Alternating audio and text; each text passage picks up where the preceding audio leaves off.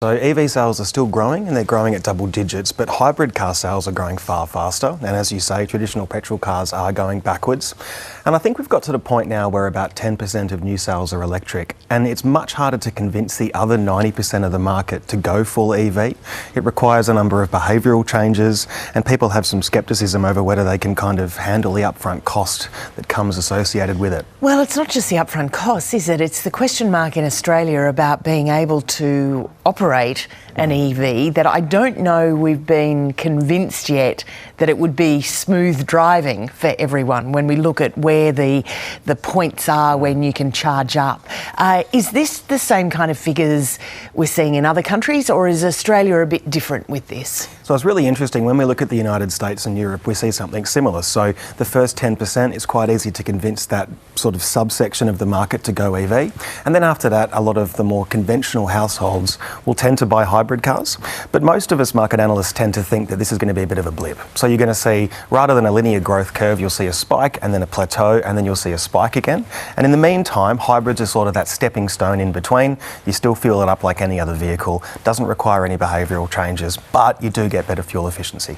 I remember when I lived in London, chargers everywhere for EVs, you know, the infrastructure there, the mindset is there. When you look around at Australian cities, what needs to change, or, you know, even our smaller and our regional hubs as well, what needs to change to really enable people to have the confidence that this is a system that's set up to go? Yeah, so it's sort of twofold. First of all, anybody who has a garage or a driveway is lucky enough to have that should definitely be fitting a home charger if they want an EV. And a lot of strata builds now for apartments are mandating home chargers as well, so that helps. But then we also need to see what we see in Europe. So when you drive on a highway or a motorway there, every single service station has got a bank of chargers, just like fuel bowsers, and that will give people the confidence. The challenge with Australia, of course, is it's a very big place with not many people.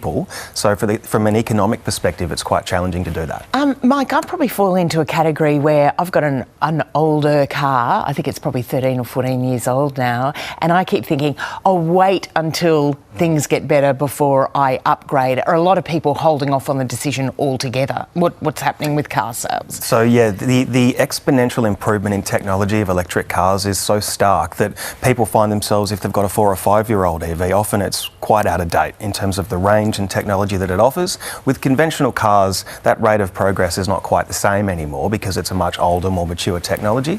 So there's no doubt that a lot of people are saying, I'm going to wait until it's a bit cheaper, till the range is a bit longer, till some of these pain points get smoothed out, definitely. In terms of manufacture, are car makers looking to make more hybrids given there's quite a bit of demand here, or are they focusing on that EV technology? So a number of car makers have been caught on the hop by this, so they kind of pivoted to EV straight away and sort of neglected the old-fashioned hybrid a bit, aside from Toyota. But market sentiment has meant that a lot of them, including Ford, for one example, have actually pivoted back and are now pushing out more hybrid cars again. What about the delay that people have talked about in accessing and getting their cars? So that's a big factor in why hybrid sales are up this year. Toyota leads that market. Toyota was the worst hit by supply chain shortages, but this year its sales are up by 40%.